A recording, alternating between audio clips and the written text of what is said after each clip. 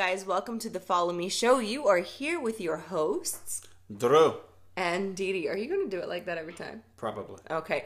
And today we are going to talk about in episode 5 about Buyer profiles. how to profile your buyers, what to expect for every kind of profile, for every kind of buyer that you work with. Yep. So generally on the Follow Me Show, we talk about the tips and tricks and the do's and don'ts of the modern real estate agent. And this is no exception, because this is something that in the beginning, you're going to work with a lot more buyers than listings. And it's a good thing because you want to get your feet wet.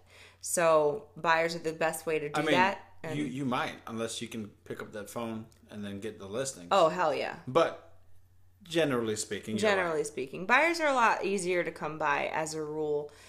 And so you do also, on the other hand, learn a lot about the real estate industry and transactions from contract to close and offers and everything when you deal with a buyer, because buyer's agents typically do all the work.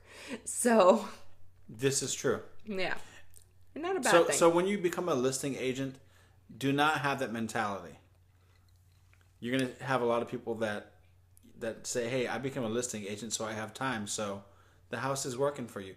Don't have that mentality. Go out there, hustle, sell the house. Yeah, you want to sell it just as anyway. Go ahead. No, you want to sell it just as much as anyone else. So, as a listing agent, you want to help make that sale. But the thing is, what typically ends up happening, the reason why by default the buyer's agent is doing the majority of the work is because what's typically happening is the buyer is the one who needs to get their shit together, so to speak. Yep. So they're the ones who need to secure the financing, make sure everything works on their end, and on the seller's end, basically they've already done all the work. They've presented the listing. They've already had their payoff amount on their loan. They got the house under or not under contract. They got the listing. They have it listed, and then so during the contract part, what their typical thing is that they are getting, especially in a traditional sale, they are getting their estoppel, which is basically a search to make sure that HOA dues are all paid and up to date, and then also doing their title search to make sure there's no one basically coming after them saying that they owe them money, that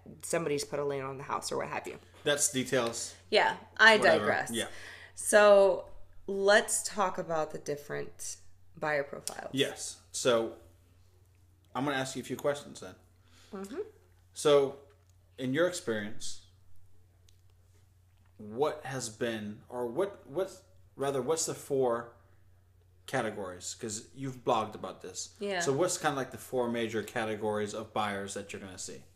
Okay, so there are a plethora of subcategories here, guys, but generally speaking, you're going to run into a few main types of buyers all the time.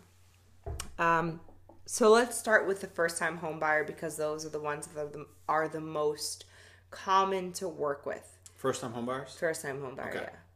So the first-time home buyer is the one, where do I begin?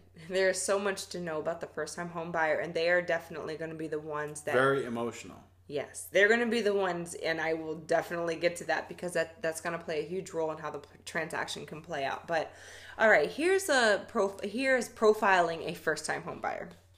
A first-time home buyer can be anyone from a single professional male or female, or professional couple with no children, to having a family, husband, wife, 2.5 kids. Family of 7. Yes, it can be, the first-time home buyer can be anyone, because everyone has their first time buying a home.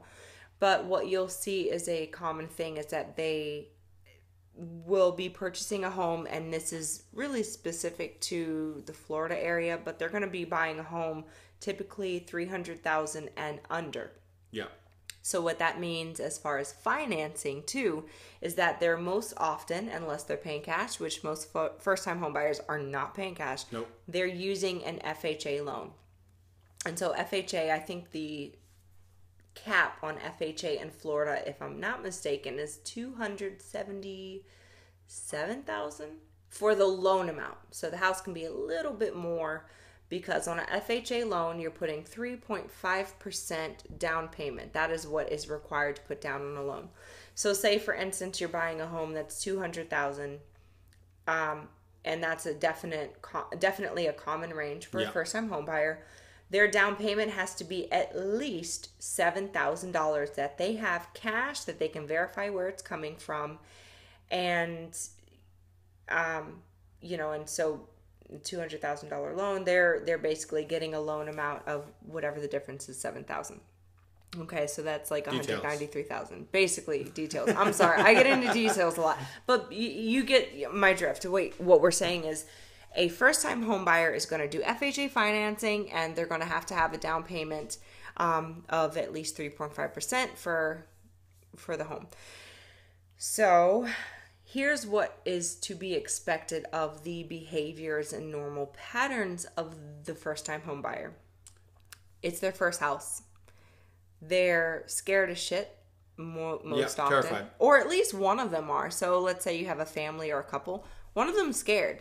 And they're scared about the unknown because they simply haven't done it before. Mm-hmm. So as a buyer's agent, you want to be very approachable, someone that they feel like they can ask questions, especially before you get under contract, because a first-time home buyer will immediately go somewhere else if they feel like they're not being treated with the utmost concern and everything that's involved.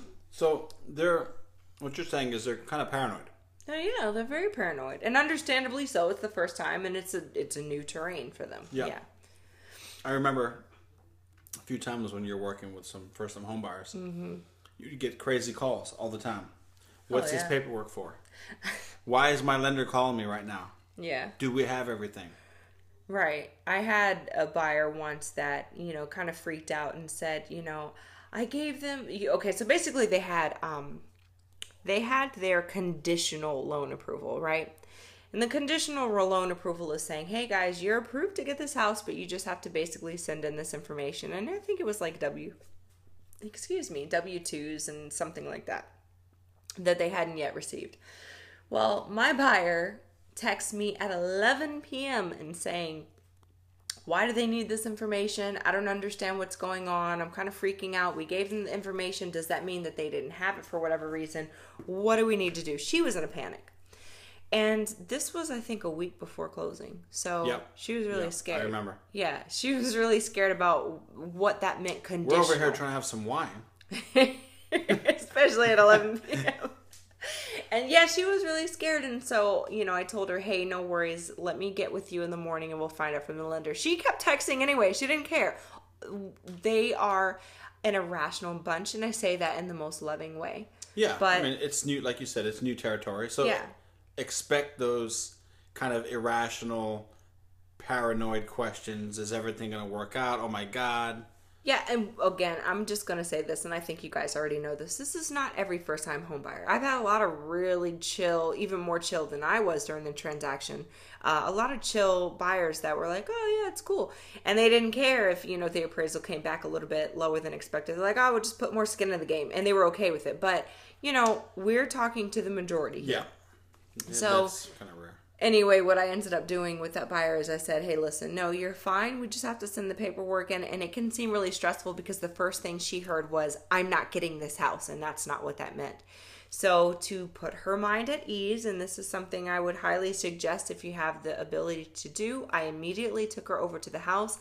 Even though it wasn't walkthrough time, I had her go around the house. It was a vacant house, so I was able to do this. But I had her take a look. I was like, hey, check this out. I got her excited about it again and just kind of feeling at ease. And I also gave her a lot of information of how it works. The more information you can give to first-time home buyers, as time-consuming as it might be for you, it's necessary sometimes. And so the more information you can give, the more it puts them at ease. They want to know what's going on, so you can't just put them off. And let me tell you, I've had lenders put me off. It drove me crazy because I want to know what's going on so I can put their mind at ease. So yes, and that is an episode for later. Oh my Choosing goodness. the right lenders. Hiring your dream team. We've had, and this is off the subject, but we've had don't even go there.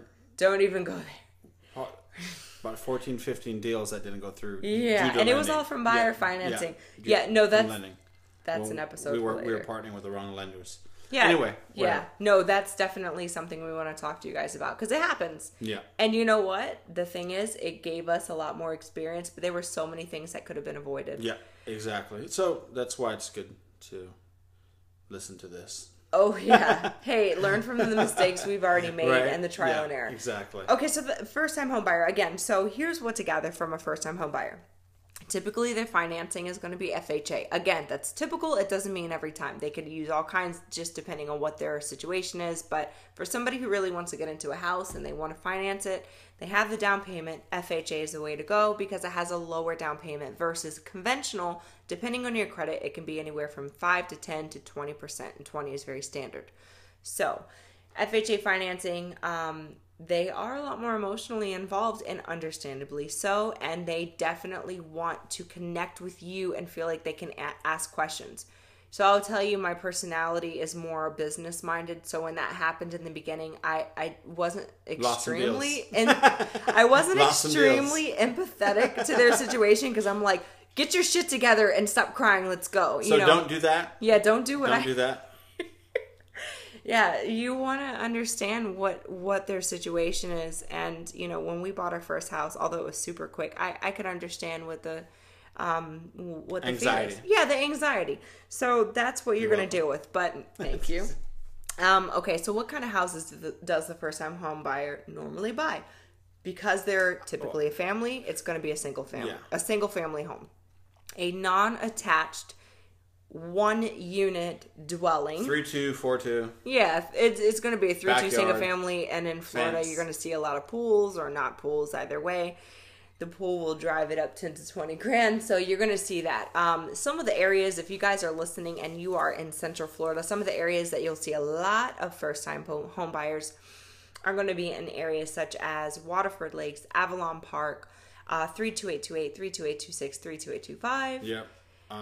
What's that one? Wedgefield. Wedgefield, yeah. Wedgefield is not exactly for first-time home buyers per se. Some people that are coming from up north and really want to have the space and the acreage, they'll go to Wedgefield. A lot of New Yorkers go to Wedgefield. 32833. Yeah, so they'll go over there, or if they're retired and they kind of want the peace of mind and space to get the hell away from the city, so that happens. Yeah. But you're going to see them a lot in places where they have a community. So if you're working with first-time home buyers, be prepared to understand a lot about the community that they're going to be having their, the school zones where they're going to have their kids going. You have to know what are A-rated schools around the area, if there are any. And, that's a huge thing for single-family first-time home buyers. Or the, the professionals that plan to have kids. They think about that. They want to know what's going to happen in 5 years when I'm going to get married. Yep. And that was our last sale. Second to last. Second one? It was huge. Because the husband wanted an investment property. The wife wanted something for her future kids. Yeah, white picket fence and all of that. She had the... Very paranoid. Very, very paranoid. But you know what? They picked an area that was probably the best place for them to be. Investment meets white picket fence area. It was really great. Yeah. That's very true, actually. Yeah. Yeah. Yeah, it was a really good area. So, not going to name any names, but that is that's a first-time home buyer profile. So, that's what you'll expect. So, recap. Go. First-time home Financing will typically be FHA. They're more emotionally involved. You have to really be very personable and empathetic to their situation and be prepared for late night calls. Yep, yes, exactly. And understand that process. I would highly recommend with any transaction, but especially first-time home buyers, get a transaction coordinator that will basically thwart all of the paperwork, because you're going to be spending a lot of time talking to them on a personal level. Get to be their best friend. Hang out with them. Give them a bottle of wine when you go to closing. Or before that. Or before that. Yeah. Every showing, get them a bottle of wine. I mean, seriously. The appraisal, the inspection. Well, every contingency that they go through, every hurdle. Get them something. So, moving on. What is the second kind of buyer? I would say the investor. Oh. Yeah. The investor, which I was one, so I can definitely vouch for this. Go ahead. Okay, so before I go, let me ask you, as a previous investor, how did you regard real estate agents? as a dime a dozen, as whatever. Expendable. Expendable. Okay. Yeah. Now, anybody... Just do your job and shut up. Okay. See, and... Why aren't you listening to me? Go ahead and get me these crazy numbers that I asked you to get me. So let me tell you guys, as a rule, I did not work with investors. I had one because he was very persistent and definitely wanted to work with me. Due to the our online previous presence. podcast, the online presence. Yeah. So he wanted to work with me, and he was pretty aggressive, and he wouldn't take no for an answer. And he even said, "I'll sign your buyer broker's agreement." He handed it to me, which never happens with an investor. He was like, "I don't care. I want you." Right? Yeah. And he was an awesome guy. But investors have a way about them when they want what they want, and again, understandably so. They have houses that they, if they see a good deal, they want to act on. 30% under market value is typically what you're dealing with. So you're going to get a lot of pissed off sellers and agents when you work with investors. To be blunt. Yeah. So okay, and that's actually and that's not to shy. If that's what you want to do, work with investors by all means. And you're really good at it, no problem. But expect crazy offers. Yeah. Expect a lot of people to get upset with you. Don't be emotionally involved with the offer process if you work with an investor. Be prepared to put in offers that don't make any sense, at least with regard to with what the seller wants. Like, if you want to work with investors, understand they want it and they want it now. And if they have cash, a lot of times cash is king. And so a seller might actually take it. Exactly. But I mean, don't get with investors. You can't necessarily get offended that they're asking you to put in a offer for $20,000 to $30,000 less than asking price. Right. That's just kind of goes with the territory. Exactly. They're not looking for full price offer. What they're looking to do is make a quick $10,000 to $20,000. Mm-hmm. Therefore, the $20,000 $30,000 less. Yeah, so they're having an investment property for an investor is twofold. For one, they will either flip that property, so they're normally looking at something that is a distressed property, whether it's a bank-owned short sale. Sorry to cut you off. That is another thing. You're constantly dealing with bad situations. No. So you're dealing with people that are like kind of desperate to sell their house. Maybe they lost their job. Maybe someone passed away and they can't afford to pay the mortgage anymore. Do you remember the house we saw in Deltona? Yes, that's another. Yeah. Yeah. Yeah, you're gonna deal with situations. But yeah, traveling exactly. for deeds. Yeah. Yes.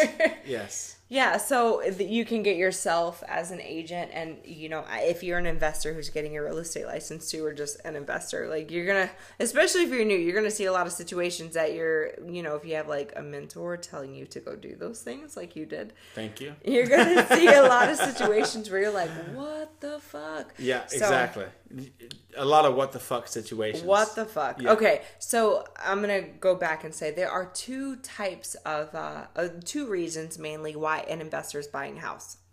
On one hand, they have a house that again is either a distressed property, whether it's a bank owned, short sale, whatever the case may be, that they want to flip and turn around and sell it because they've put money and time and effort into the home to, the beautification process, so they want to basically make it look all nice. Whether they do a good job or not is a different story, but basically they flip the property. So that's what happens when you look on HGTV and you can see the flipping homes. Perfect. Just watch HGTV. Perfect. Yeah, seriously. Yeah. I mean, like, watch that channel and you'll see a lot of times when people are, investors think that they know what they're doing. And some do, but a lot don't. And they are in over their head. They're looking to flip a property for however much money, 10 to 30 grand return on their investment, your ROI, right? Yep.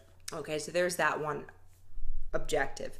The second one is passive income. So you're going to find, and specifically in Florida and Central Florida, that there are a lot of... The passive income investors are probably better to work with because they're looking for more multifamily, like a duplex. Yeah, sometimes they are, but if you have an area such as, let's say, the University of Central Florida, okay, UCF, you have a lot of single families over there where basically, and that's, excuse me, what I was going to say is you can turn around and sell, you can buy a home, that's a single family, 5-bedroom, and turn around, and whether you really do anything to the house or not, you're making passive income because you're renting out to college-aged people, students. You're renting out one room for $500. Yeah, so then imagine you got $2,500 coming your way, and you're paying maybe in your mortgage like $2,000. So you have some passive income coming, and it's a little bit of money. It's a little bit of cash. And if you have a property management company who's handling it, which I always recommend,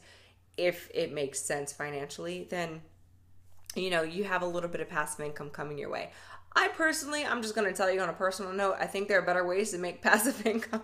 Yeah. Especially with the headache and the legalities of an investment property. Yeah. But basically, those are two things that an investor has an investment property for, where they're getting you to do that. I would say that multifamily is probably the best way to help someone, because not only are you helping them broker a deal to buy. Helping them buy a few units, typically. Shut up. But you're also, when it comes time to sell, you're helping them sell a few units as well. So that's always good. And if you're a reliable a reliable buyer's agent for investors, they will come back to you because you definitely help them. Yeah, because as an investor, I can tell you it was hard for me to find a good realtor that would just do what I wanted them to do. Mm-hmm. And when I did find that guy, I stuck with him. So that's also the pros of working with investors is if you're good with them, if you do what they say when they say, they're probably going to stick around. And they're doing this consistently. Yeah. It's not just a one bam, thank you, ma'am. Yeah. Not like wham bam, college. thank you, ma'am. Yeah. Wham bam, thank you, ma'am. Yeah. So that's the okay. I don't know you anymore. The investor. What fraternity are you with? Oh my goodness. The investor will typically do either cash or private lending. Yeah. Because with them, they're turning it very quickly, and so for an investor, they understand that cash is definitely going to win out above other offers especially if it's in a multiple offer situation. The seller wants to sell fast, so they'll do that. So your financing will typically, again, be cash or private lending. You're dealing with people who are not very emotionally involved. And if they are emotionally involved in an investment, it typically means that they're new. Yeah, and exactly. They're trying to understand it, but they're getting frustrated because they really don't know how it all works. And so they're getting upset at you, the agent, and you have to be willing to thwart that energy and say, hey, listen, this is what we have to deal with. So know your shit. No matter what niche you're working with, know your shit. Yep. Period. So that's the investor. Okay, so a quick recap. Yes. On the investor. Go. Boom. They are more objective. In they general. They want a 30% or, that's super 30% ideal, or more. 30% return on their investment. Boom. They are financing cash or private lending. Boom. Did I say that already? That's what they're doing. And they are loyal if you give them what they are looking for. I would highly suggest, and this is this is a recommendation. Always have a buyer broker's agreement. And now I would tell you. Yeah, good luck with investors on that. I understand that, but they don't give a fuck about now, that. If you, again, let me just say this. If you like working with investors and you like the quickness of it all, then hey, if you don't want that and you just want to get your feet wet, then do it. But I'm going to tell you this, if it were me, because I wasn't a buyer's agent exclusive for investors. I was for luxury and I was for new construction, and sometimes that's what you marketed. Actually, oftentimes first-time home buyers. Yeah. So that was what I did. Well, you didn't market first-time home buyers. You marketed luxury and new construction. Yeah, but obviously you're not going to have everything that's in your niche. Yeah. But whatever. Yeah. So basically, for me, I had no problem losing an investor. So I'm like, you're going to sign this agreement or we're not going to do this. Yeah, exactly. But if you're like, well, I really want to learn the experience and I don't really mind if somebody kind of runs me around a little bit because it's helping me learn and there's no problem with that, then yes, you don't have to do an agreement. So those are the two. Okay, so the third one? Yes. What is the third one? New construction. Ah. Yes. Very fun. And I love new construction. Yes, very fun. I love new construction. Call me biased, but let me tell you guys. Okay. Easy, fun. Yeah. Marketable. Yeah. Profitable. All the check marks are exactly.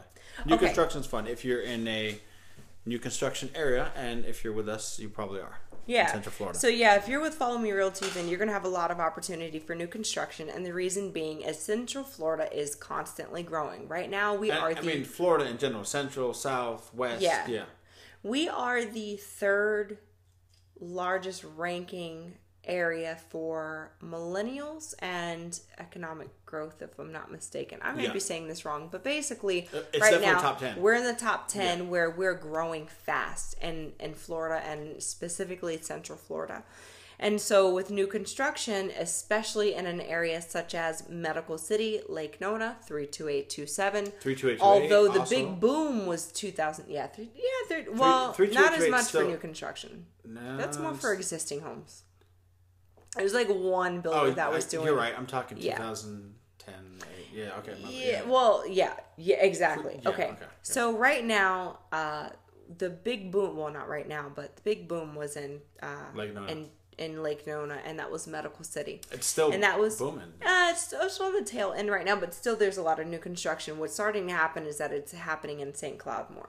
So what happened is in 2015 and in 2016, you saw a huge boom in the new construction where people were buying homes in that area, and they were mainly from builders, because with Medical City being built and the new VA hospital, and I think it's either KPMG or Ernst & Young, one of those big four accounting firms, they had their headquarters, or they have their headquarters being built right now as we speak. Yeah. Oh, I didn't know that. Yes. Oh, okay. And it's huge. That's pretty cool. Got me very excited when I found that's good that information. Yes. Okay. So one of the big four accounting firms, and again, I think it's KPMG, but I could be wrong, so don't cite me on that. But basically, they have everything being built over there. I mean, it's starting to get big, and there's a tennis tournament league of sorts. I'm not really big on sports, but there is something being built over there. But basically the point is there's a lot of new construction for the amount of business and economy that's being stimulated in the area. And again, that's 32827.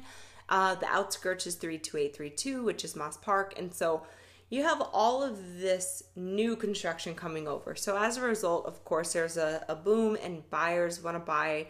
I find this interesting. In Florida all the time, everybody wants to buy a new home, something that's brand new, squeaky clean. No, that's because that's the Florida style. North. Yeah, so it's new. So basically, with new construction, you are going to find So tell me about the new construction. A plethora of different kinds of buyers, but they're more financially stable. They have more purchasing power because they don't really have a choice. Like, they kind of have to have the money. They have to have the money to put down. So they're going to be sometimes FHA, a lot of times a conventional loan. And again, like we talked about, that's going to be, they have to have 5, 10 to 20% down payment, right? When you go into a new construction home and you have buyers that are looking at new construction, what you have to set for their precedent is, because this can be any kind of buyer, but when they decide to buy it, they have to understand that the situation, it's really not negotiable unless it's a home that's already been built, an inventory home, and they desperately need to get rid of it. Then you can negotiate, which I've had one that negotiated $20,000 down, but it's not typical. So definitely not typical. It went from $500,000 to $480,000, and I was amazed. But you have the buyers that need to understand with a new construction, whatever the price is typically what it is. Their financing has to be super solid, and they also have awesome things like options available. Like, hey, we'll throw in this, we'll throw in that, granite, quartz, countertops, etc. Yes. So with this is not so much a buyer as it is a situation or a condition, but still, if they are ready for a new construction home, they're pretty financially stable. Yeah. Now, here's why I bring it up for a buyer's agent. You don't do really any work on the transaction. Nope. You basically get to sit back and collect your paycheck, which is really awesome. Now, of course, you're staying in contact, like, hey, how's it going? How's everything doing? So you really want to get in good with the sales representatives. Even before you get under contract, just let them know who you are. And just overall kind of like knowing what's happening, but you don't have to have a big hand in it. Contract to close is so easy. Very easy. It's pretty much put the contract in.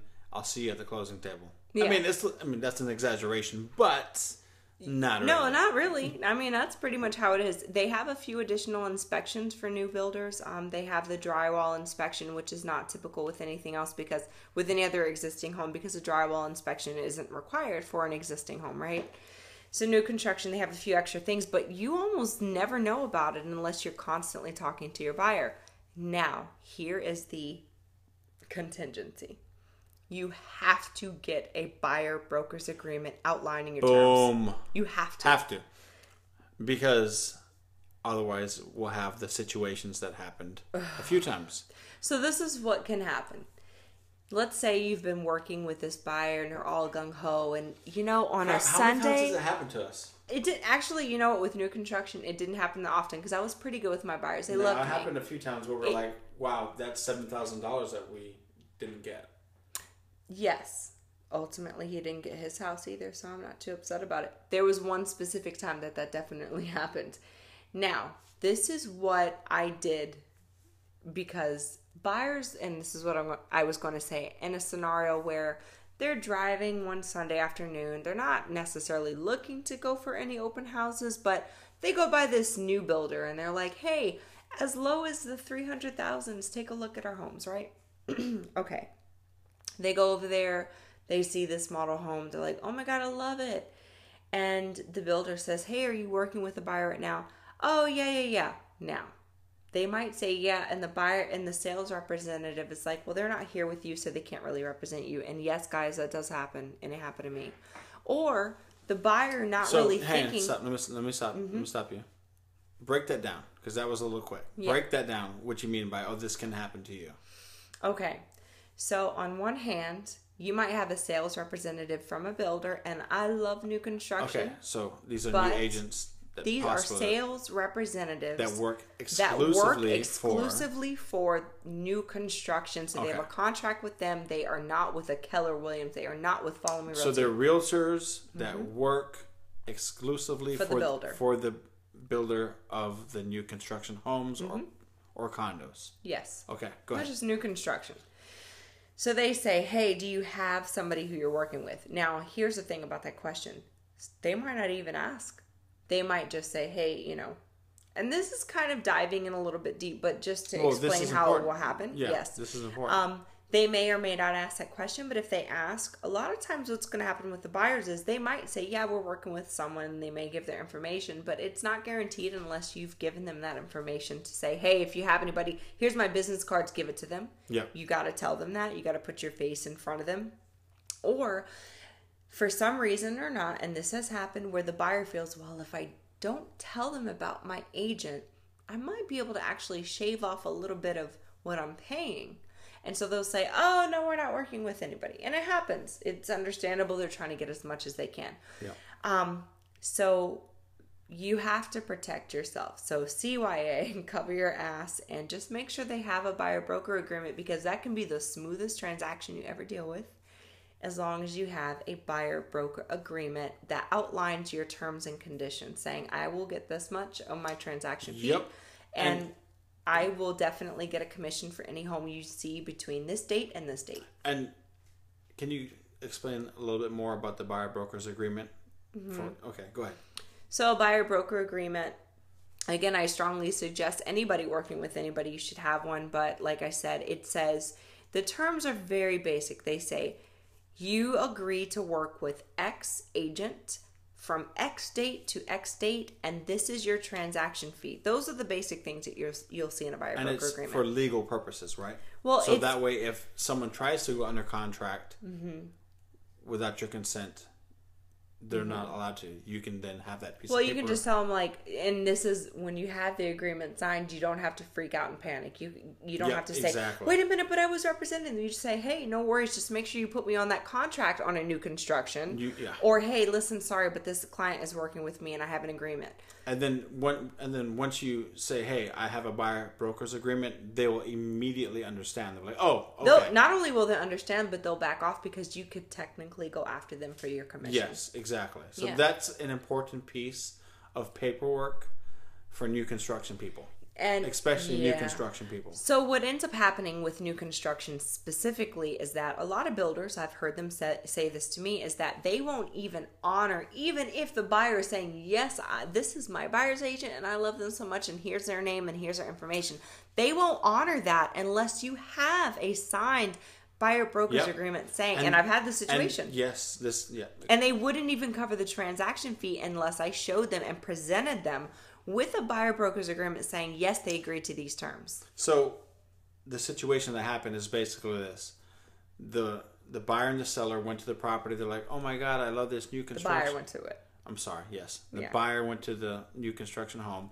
And they're like, oh my God, I love this house. And then the realtors at the property, at the new construction property, maybe gave them a deal. Say, hey, if you sign today, if you sign right now, we'll include granite counters or whatever the offer was. Right.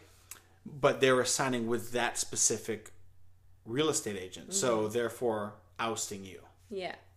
Yeah, so that happened. And then another situation that also happened was, I think it was like 3 days before closing, the title company for the builder, because builders will typically have their own in-house mortgage broker, title company, because they've brokered a deal, or they just have an in-house person where, you know, kind of gives them a little more leverage for their transactions. So they'll have in-house people. But I remember a few days beforehand, I got in touch with one of my new construction transactions, and I said, hey, I just want to make sure that this is covered, because when I had seen the HUD, the preliminary HUD, it didn't cover the transaction fee. And I said, hey, I just want to make sure this is getting covered. The title company was very blunt, and they said it's not going to get covered because we don't have a buyer broker's agreement. And I had never heard that they needed that. Not that it's a big deal, but the fact that they said we won't even honor it no matter what unless we have the signed agreement. It's about money. They didn't give a fuck about you. Yeah. You got to understand that. Mm-hmm. The people that are selling the new construction home, they could give a shit less. They're saving $7,000 or $5,000, whatever your split is going to be. So. And again, this was for this particular situation, it was minor. It was $350. But again, the mentality of a buyer in general when they're buying new construction is, if it's something that's going to benefit them, unless of course they just love you to death, you know, and it's awesome when they do, but I mean, more oftentimes than not, if they feel like something's going to benefit, they might not tell them that they're working with you. Yep. Overall, new construction buyers, the average buyer is more financially stable. They have the money to put down. They don't really have a lot of gripes.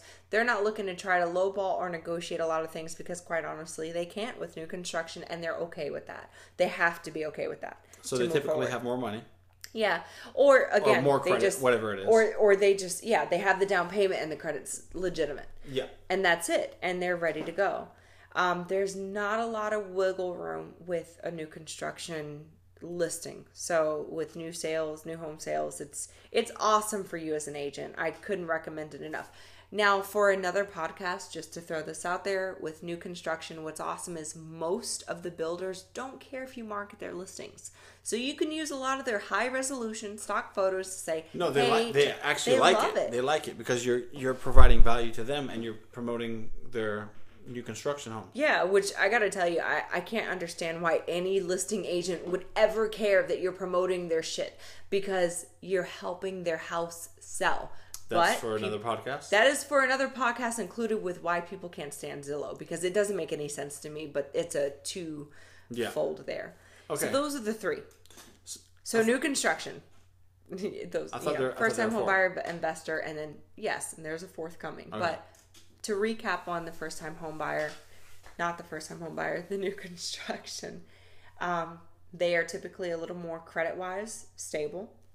They have their down payment ready to go, and they can't really negotiate too much. It's kind of written in the rules that there's really not much to do there. Yep. So they either like it or they don't. And then the reason why it's awesome for you is because you can guide them to it, get your agreement signed, and boom, your work is pretty much done. Okay. So we've covered the three. Mm-hmm. So there is a fourth one. And this happens to be my favorite, and you marketed it. Yes, the luxury home buyer. Now, The luxury home buyer is always awesome because more oftentimes than not, they have purchased a home before. They have money, so money's not an issue. Right. They're typically going to go, you'll never see FHA financing. Nope. They're going to go conventional. They're going to go... Cash. Yes, cash potentially, especially when they are financing the sale of their previous home or the home they're selling with the new one. Mm-hmm. And that can happen, but if they're a luxury buyer, a lot of times they don't even have to do that. So they have conventional cash and also what's known as a jumbo loan. So a jumbo loan is when you have let's say you have a conventional loan and the home is a lot more than that conventional will cover. The jumbo loan will do the additional. And you can do a jumbo loan with like anything. You can even do it with VA. So, yes, a luxury buyer, they are far more objective. They know real estate enough to not get too emotionally involved. So when you're explaining a situation to them, they understand it. They've been around the block. They're very logical as far as how the transaction goes. A lot of time with a luxury buyer or even a luxury seller, you'll see that they use a power of attorney to put their listings out. And so they will typically deal with people they already know. So it's kind of like a who you know type of thing. Yep. So that's the thing about that. So if you're going to get into that game, one of the things that I suggest is if you get with somebody who, especially if you're outside of Central Florida, get with a brokerage that understands luxury and will train you from the beginning. Otherwise, you can get with Follow Me Realty and we can explain what luxury is. But a lot of these typical brokerages, exactly, that's what we did. But a lot of typical brokerages have no idea about it. And in fact, most of the brokers are afraid of luxury home buyers. Yeah, and this is a kind of a side note. You're gonna recognize or realize that when you're cold calling, everyone is going after the 500,000, probably 400,000 and below homes. Yeah. Because in their head they're thinking, I'm not good enough for an $800,000 house, a $2, $3, $4 million house, whatever. Call those $2 million, $3 million, $4 million homes, and there is way less competition. Yeah. The amount of realtors that are actually calling those people are far less. Yep. You have programs like ARC Agent. Well, it used to be called that. Now it's Plus Leads, where everyone's getting the same leads, right? You get about 50 to 75 a day. Everyone's calling the ones that are $250,000 and less. Yep. And so they will be very irritated and frustrated that you're calling. But if you try to call $1 million home... And then also, too, with the lower price point comes probably more entitlement. A lot more entitlement when it comes to sellers, and that's for another podcast too, because sellers they're a fickle bunch depending on who you're going with. But the higher the price point, the nicer that they are to you. Yeah. Surprisingly enough. It's actually the opposite of what you would think. Don't be as afraid as you think you need to be. I mean, sellers are generally pretty understandable the higher the income bracket and the higher the price point. So it's really easy to talk to them and say, hey, listen, and just be genuine. And if you know your stuff, then that's always good. Like, hey, listen, I know the area. I know how fast these homes turn and how slow they turn, and I can help you with that. Yep. So that is the fourth one. The luxury, I'd say, are the easiest because they're pretty easy breezy. They're like, hey, this is what we're looking for. And if you can get in and you understand the profile of that buyer, then they're super awesome to work with. They really are. Some of our best people have been luxury. Mm-hmm. Actually, our best people have been the luxury people. Yeah. So that's it. Those are the 4 types of buyers that, again, the main categories you're going to run into. The first-time home buyer, the investor, the new construction, and I say new construction, although it's more about the listing. The buyers really do have to have their shit together. And the luxury buyer. And so you'll deal with different types of financing, different types of contract to close issues. We could talk all day about contract to close, what to expect. So we'll talk about that on a later one. But that's what to expect with them. All right. Well, thank you very much for listening. Yes, thank you very much for tuning in. We hope you've enjoyed this podcast. We hope that it's been very knowledgeable for you, very informative. And we will see you on the next podcast.